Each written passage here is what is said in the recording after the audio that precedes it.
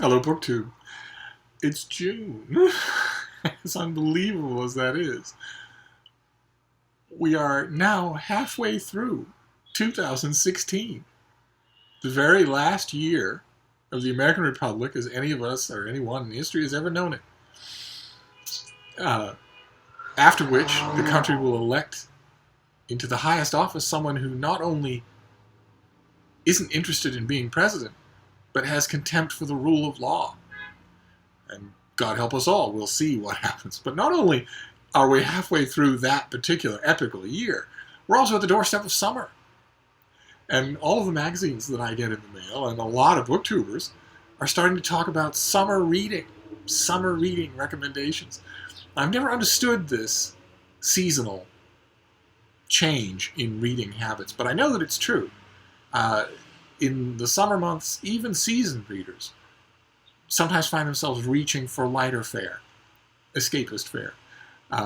And I wanted to offer a handful of recommendations for that kind of fare, just in case any of them strike your fancy. Of course, for me, my favorite escapist fare of all kind is Regency romances, romance novels. And I wanted to recommend a series to you. It's Mary Balogh. This one is the arrangement. The series is called The Survivors Club, her story of a nobleman who sets up his country estate as a sort of a haven for a group of people, men and a woman, who in various ways have been scarred by the Napoleonic Wars, where they can recover outside the pressure of society, and where, romance novels being romance novels, they will find love.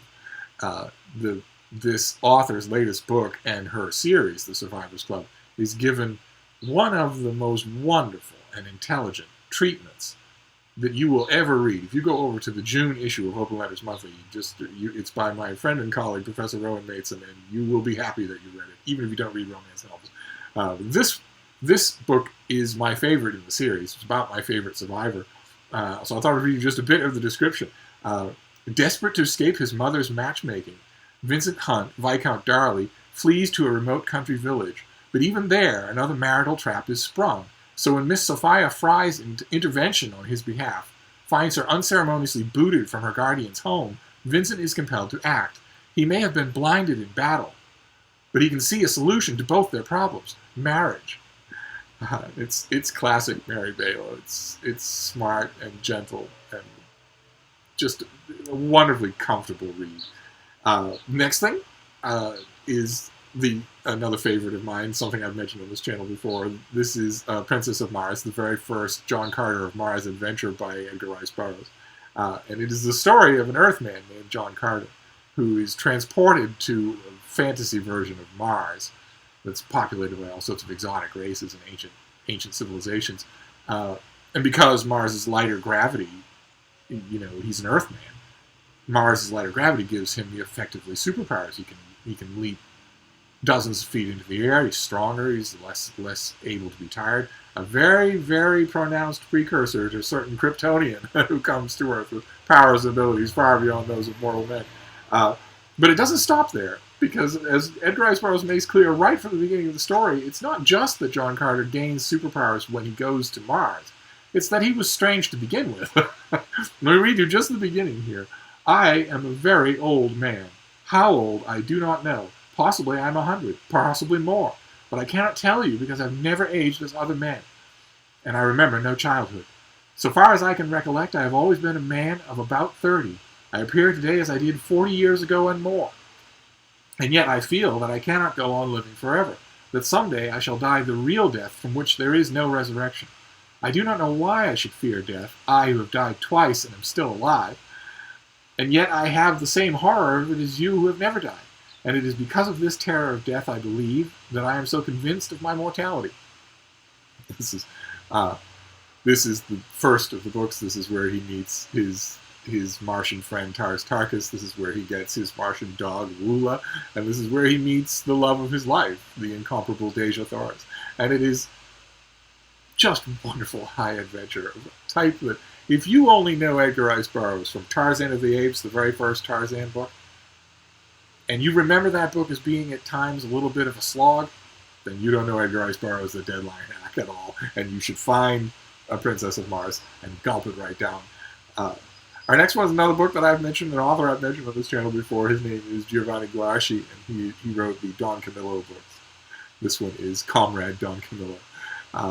They're the stories of a small-town Italian priest named Don Camillo and his nemesis, the village's blacksmith and communist mayor, Peponi. And Don Camillo and Peponi lock horns all the time, and Don Camillo is advised and also admonished by Jesus, who speaks to him directly from the crucifix above the altar in his church. And this novel, it's one of my favorites. It's dated, of course, because it's all about the Soviet Union. But Peponi wins a sweepstake. It's a large sum of money, and he decides that what he will do with that money. He's a little embarrassed, the communists winning a sweepstake.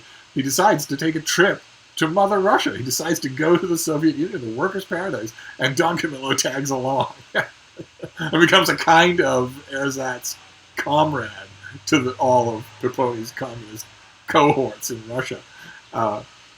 And many adventures. Many adventures happen. I just wanted to read you the beginning of it, just to give you a flavor for it. This is the very first part of the book. The news exploded like a bomb around Monday noon upon the arrival of the newspapers. Someone in the village had won 10 million liras as a national soccer sweepstakes.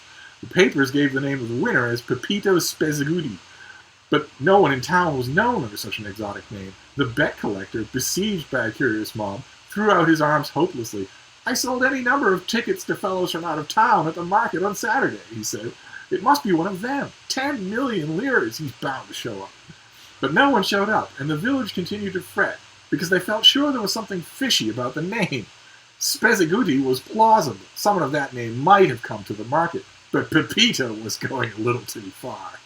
Nobody who dealt in wheat, corn, hay, livestock, and Parmesan cheese would be called Pepito.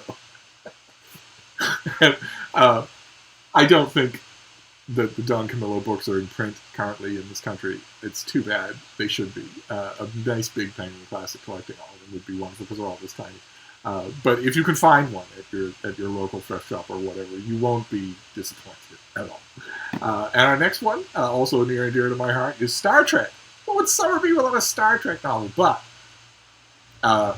if you're a fan of the show, and especially if you're not current Star Trek novels, what you want to look for in Star Trek fiction, if you can, is Star Trek fiction written right after the enormous commercial success of the movie, the first movie, Star Trek The Motion Picture, but before the even larger commercial success of the second and third movie, when the corporate suits at Paramount Pictures decided to impose a uniform regularity on Star Trek fiction of all kinds.